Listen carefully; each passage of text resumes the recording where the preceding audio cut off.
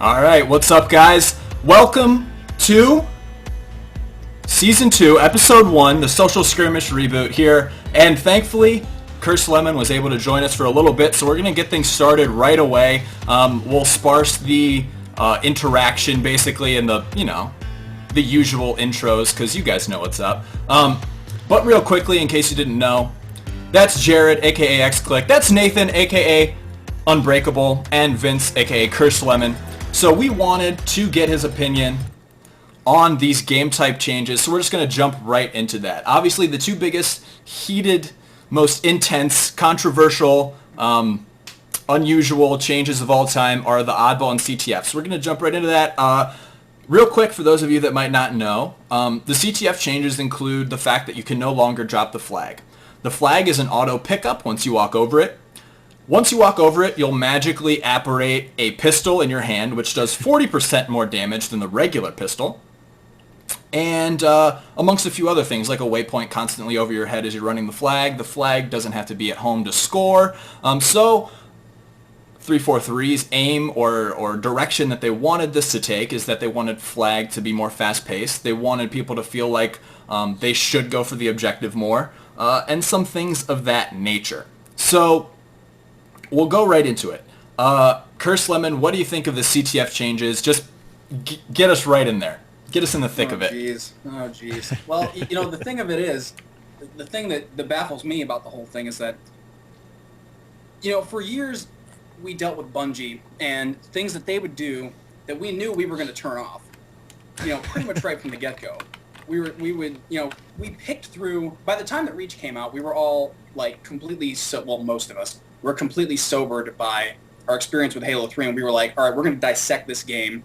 We're going to dissect all the new information that we get out of it. And as things kept coming out with Reach, there were a lot of people who were being really optimistic, but a lot of people at the same time were like, taking that out, taking that out, taking that out, taking that out. But now, it's gone even a step further than that. We've got stuff that even casual Halo players, and I'm talking about the most casual you can possibly think of, are going, what are you doing? I don't want to auto pick up the flag. I don't want a waypoint always over my head. And I don't want to be able to not drop it.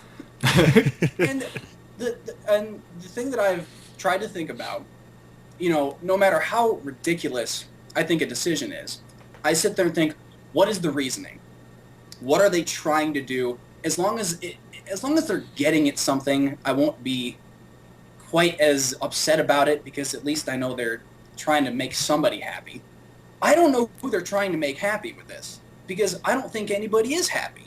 I mean, we've gone over this. We've beat it to hell and back about the not being able to drop the flag thing. And it's like nobody that we've talked to is for it. And I'm sitting here thinking, all right, here's my question to 343. Why are you planning a game around a patch? Maybe they don't plan on patching it. That's the scary thing. Oh, man. Yeah. I don't even want to think about that, really.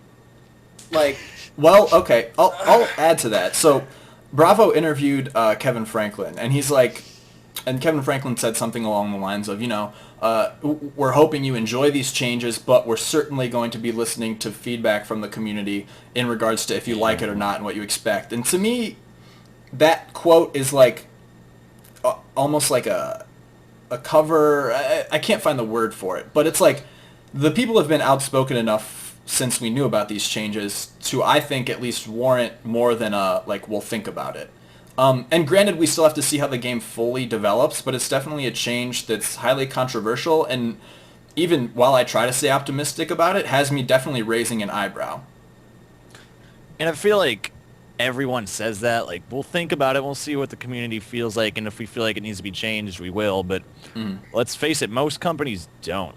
They release the game and they go to work on the next one, and they leave 2 guys around to maybe change playlists and shit. But I could easily see them just putting it out and be like, well, sorry, that's how we made the game, and then just not fixing it. Yeah, and another big thing is almost like the fact that Halo has always been touted as one of the most customizable experiences. We have damage modifiers, melee modifiers, but these changes are something that out of the box they haven't provided us with the tools to disable. Even turning off waypoints doesn't turn off the flag waypoint. So it really feels like they at least want us to be forced to try their way and see if we like it, which I understand. I get that if you make a controversial change, one that people might immediately turn off, you don't really get the fair shake at it. But it feels like at the same time, like forcing people to play in a way that's totally different. I don't want to say unfair, but it's different, especially when we've had the changes. Clicked, what do you think about, just the whole thing in general? Well, there are people that are for it, and there's obviously some people that are against it. There's a lot of people that are against it. But the one thing that I don't like about this is, like, I've noticed with Bungie and even 343 going into the future with Halo, they always add in something for like one game and then it's gone the next game. So, for example, like the game type stockpile, that had a lot of potential and reach, but now we can't do it because we can't drop the flag in the territory. Yeah. And then, like, one big thing about Halo is, having teamwork and making some really interesting games. And so, like, for example, common strategy in flag on, say, like Warlock is to toss the flag up to a teammate that's like on a upper platform. And then another thing was, like in MLG, a lot of people will either toss the flag to get to the objective faster and cap faster, or they will walk it so the other team won't see the waypoint and know where they're going. And now, since we have this waypoint on our head at all times, you can't be sneaky anymore. You have to have your team protecting you rather than like spawn killing the other team. So capture the flag is going to play different. I'm willing to test it out, but I don't think it's going to work. Yeah. So here, let me go into a positive though. Like, they have at least planned the maps around these changes, which... Yeah. Okay, they made it so you can't drop the flag. They had the wherewithal to say, okay, there's going to be mainly a ramp in the front of the base leading up to it. Like, look at Haven. There's ramps that access like 3 points in the base, so you don't need to, say, have the Warlock scenario where you have to take it in an extremely exposed position, like that top plat, or go to lift, like, or go, underneath, or that groove where the plasma nades or frags spawn, and toss it up as basically the best strategy.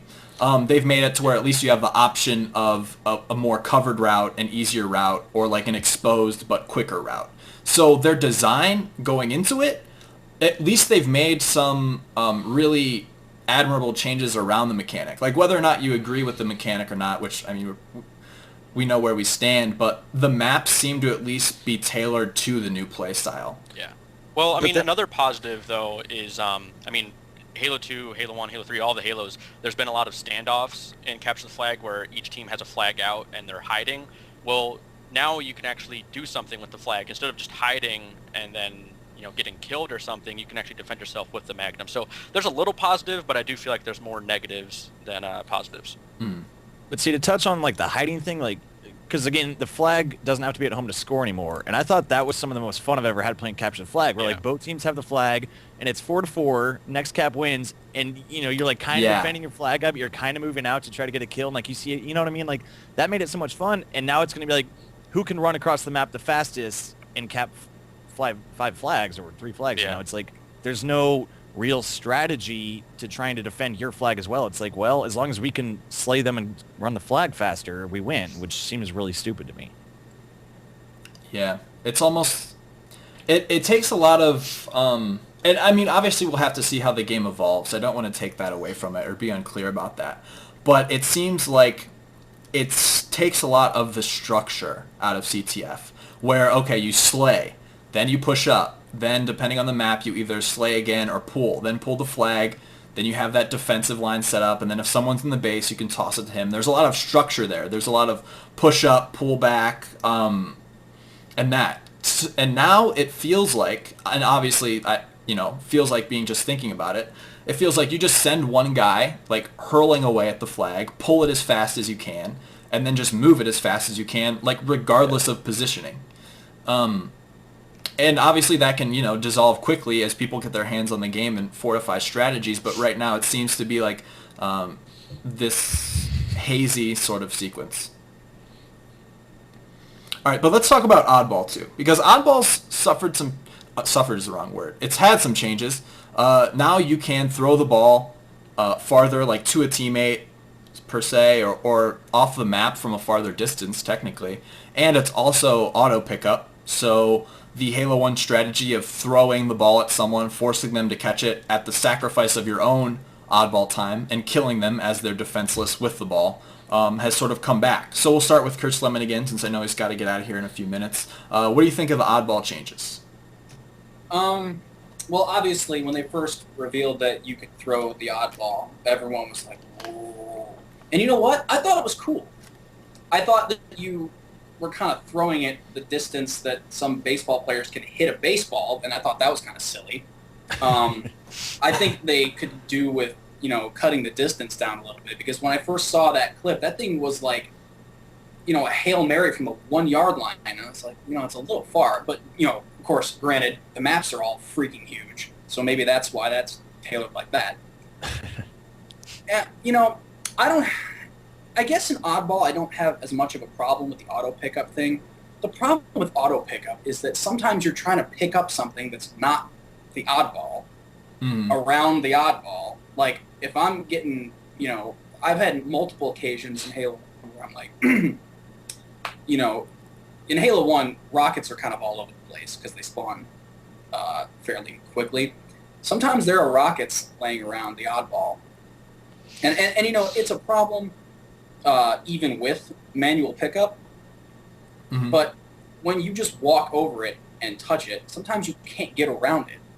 And there's no redeeming element to auto pickup.